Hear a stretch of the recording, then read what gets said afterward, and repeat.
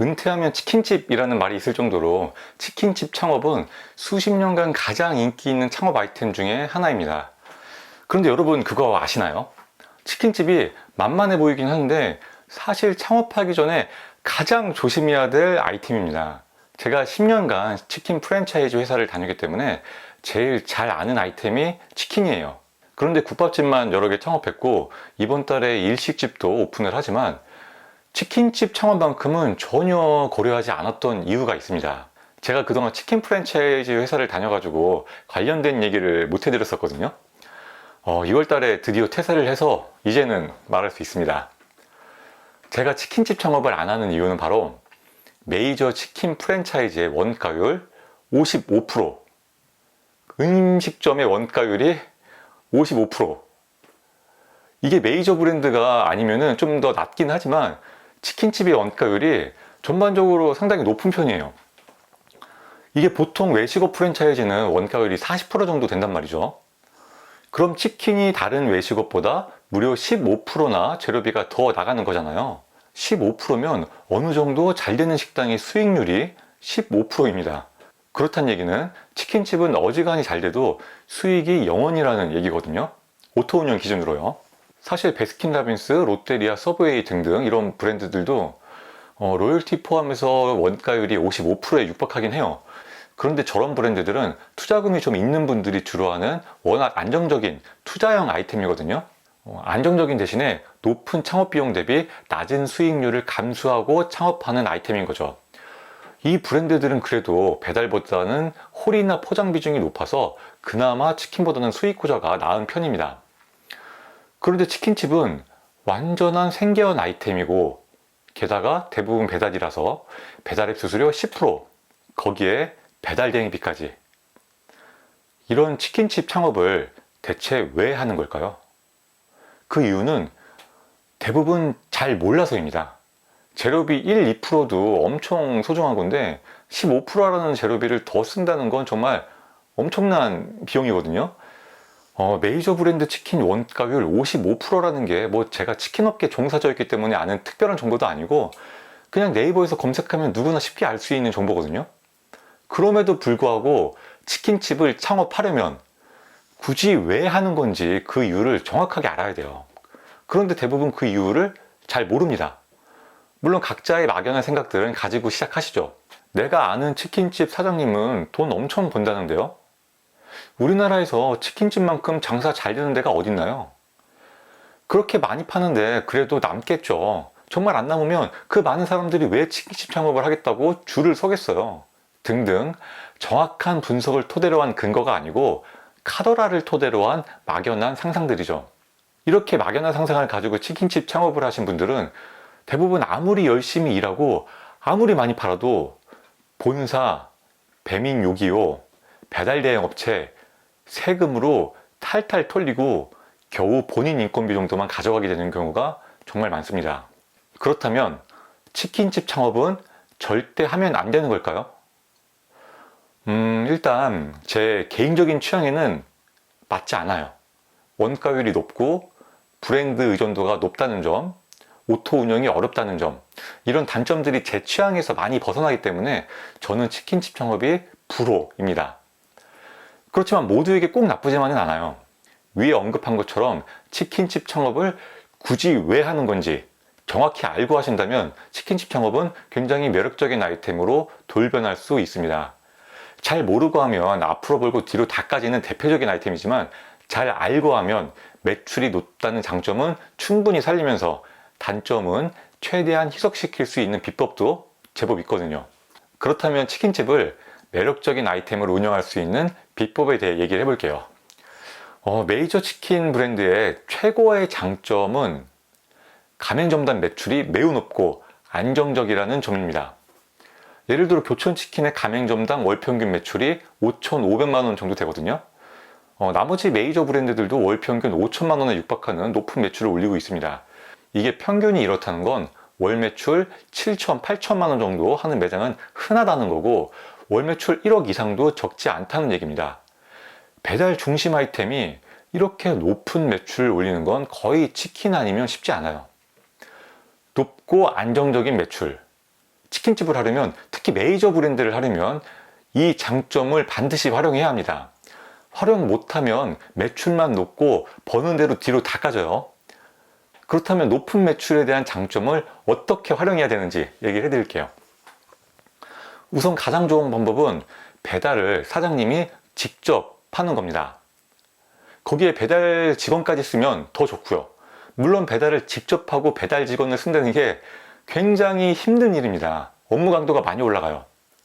하지만 매출이 높은데 만약 올 배달 대행을 쓴다면 아주 배달 대행 업체만 신나는 겁니다. 이게 왜 그러냐면 메이저 브랜드 치킨집은 매출이 높기도 하지만 그 매출이 저녁 시간대에 많이 몰리고 또 주말이나 연휴 기간에도 꽤나 매출이 많이 몰리는 특징을 가지고 있어요. 일반적으로 외식업은 손님이 몰리면 몰릴수록 비효율적이죠.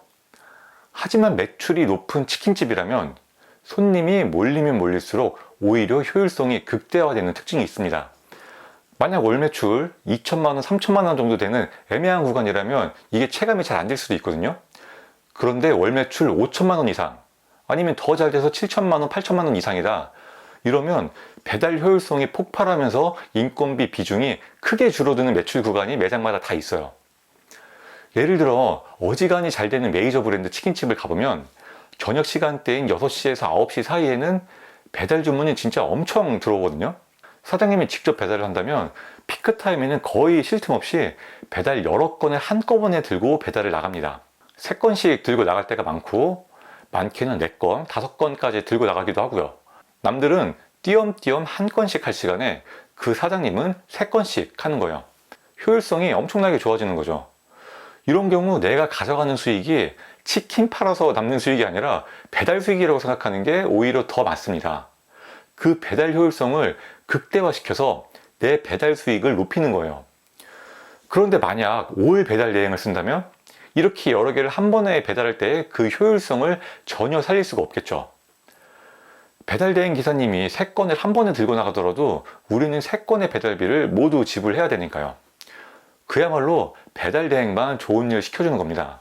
그래서 치킨집 창업을 준비하는 분이라면 배달을 내가 직접 할 건지에 대해서 가장 먼저 생각을 해보셔야 돼요. 개인적으로 올 배달 대행은 추천드리고 싶진 않아요. 하지만 높은 매출을 활용하는 다음 방법으로 방금 말씀드린 것과 정반대의 방법도 있습니다. 아예 배달 비중을 확 줄이고 주류 매출로 승부를 보는 겁니다. 재밌죠? 같은 아이템인데도 돈 버는 방법은 이렇게 차이가 날 수 있습니다. 우리가 치킨이라고 하면 배달 음식이라는 인식이 강하잖아요. 그런데 메이저 치킨 브랜드가 오피스나 유흥상권에 제대로 들어가면 어지간한 호프집 못지않게 손님이 많고 주류 매출도 굉장히 높게 가져갈 수 있습니다. 사실 주류만큼 마진이 좋은 음식이 없잖아요. 치킨은 거의 미끼 제품으로 활용하고 주류 판매 수익을 주 수입원으로 생각하는 거예요. 그럼 원가율이 배달치킨집보다 훨씬 좋아지게 되면서 고매출이라는 장점은 살리고 원가율이 높다는 단점은 어느 정도 희석시킬 수 있게 되는 거죠. 그럴 거면 그냥 호프집 파는 게 낫지 않나요? 라고 생각하실 수도 있는데 뭐 선택의 문제겠죠. 제 개인적인 취향으로는 치킨집보다는 호프집을 더 선호하긴 해요. 하지만 호프집에 비해서 치킨집이 가지고 있는 매력들이 또 있거든요. 배달을 병행할 수도 있고요. 배달을 한다면 점심에도 어느 정도 매출을 기대할 수 있고요. 그리고 무엇보다도 유행을 안 타고 안정적이에요. 우리가 알고 있는 메이저 치킨 프랜차이즈들이 얼마나 오래됐는지를 한번 생각해 보세요. 10년은 기본이고 20년 이상 된 브랜드도 꽤 많죠. 치킨은 프랜차이즈 브랜드가 자리를 한번 잘 잡아놓으면 어지간해서는 그 입지가 흔들리질 않아요. 굉장히 안정적이죠. 얘기가 또 이쪽으로 빠지면 끝도 없을 것 같으니까 다시 돌아갈게요. 어쨌든 치킨집에서 주류를 많이 판매한다면 정말 매력적인 아이템이 될 수 있습니다. 물론 요즘과 같은 코로나 시국에는 좀 어려울 수 있겠죠. 그리고 창업 비용도 배달 중심 치킨집에 비해서 훨씬 많이 든다는 단점이 있기도 하고요. 메이저 치킨 브랜드의 높은 매출을 활용하는 다음 방법으로는 저렴하게 창업해서 권리금 받고 매장을 넘기는 것도 괜찮은 방법입니다. 뭐 치고 빠진다고 표현하기도 하죠. 치킨은 치고 빠지는 게 꽤 유리한 편이에요. 일단 배달 중심으로 창업하게 되면 창업 비용이 적게 들죠. 이렇게 시작부터 유리한 부분이 있고요. 그리고 메이저 브랜드들은 신규 창업하겠다는 사람들도 줄을 서서 기다리기 때문에 양도 매물을 내놓으면 사겠다는 수요가 많이 있는 편이에요. 게다가 어지간한 매장은 매출이 다 높아서 권리금 받기도 좋습니다. 원가율이 높기 때문에 사실 실제로 보는 건 얼마 안 될 수도 있어요. 하지만 매출이 높으면 어쨌든 매물을 잘 포장해서 넘기기에는 상당히 유리합니다. 그리고 또 하나의 포인트가 있는데요. 메이저 치킨 브랜드만큼 매출을 올리기 쉬운 아이템이 또 없거든요. 그렇다고 실제 수익이 많이 올라가는 건 아니지만요. 뭐 배민깃발 엄청 꽂고 홍보비 엄청 쓰면서 장거리까지 배달 다 가고 리뷰 이벤트 엄청 하고 이런 식으로 하면 매출은 금방 늘어납니다. 메이저 브랜드는 기본적인 인지도가 워낙 높기 때문에 홍보를 하면 반응이 되게 금방 와요.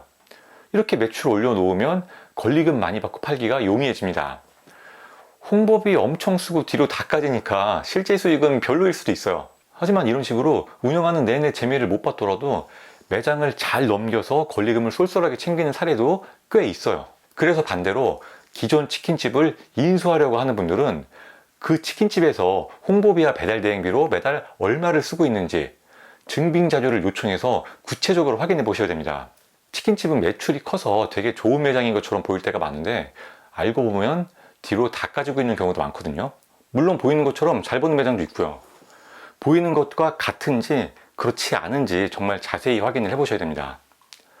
마지막으로 치킨집의 장점을 살리려면 세금에 대한 부분이 다른 아이템에 비해서 불리하다는 걸 잘 알고 시작하셔야 됩니다. 매출이 쓸데없이 높으면 절세가 어려워져요. 특히 연매출이 7억 5천만 원 이상이면 성실신고 대상자에 들어가면서 절세가 더욱더 어려워지기도 하고 되게 번거로워집니다. 그런데 메이저 치킨 브랜드면 연매출 7억 5천만 원 넘는 곳들 엄청 많거든요. 이런 경우에 세금 폭탄 맞고 나서야 내가 그동안 많이 번 게 아니었구나 깨닫는 분들이 많으세요. 이게 1월부터 12월까지 온전히 1년 이상을 운영해 보지 않으면 종합소득세에 대한 감이 잘 안 오거든요. 그래서 내가 절세를 할 수 있는 상황이 되는지도 잘 고려를 해 보셔야 됩니다. 부부가 함께 운영한다면 공동사업자를 내는 것도 괜찮은 방법이에요.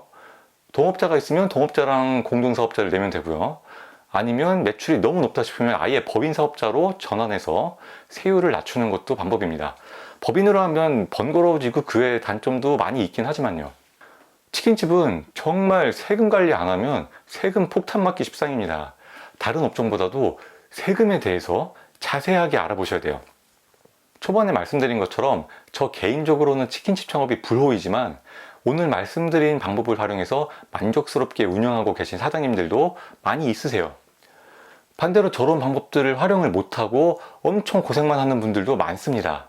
치킨집이 별거 아닌 것 같아도 운영의 묘가 그 어떤 아이템보다도 중요한 업종이거든요. 그러니까 치킨집 창업만큼은 더욱 많이 연구해 보시고 간접 경험도 해보시고 이게 과연 나에게 적합한 아이템인가 신중히 고민해 보신 후에 선택하시길 바랄게요.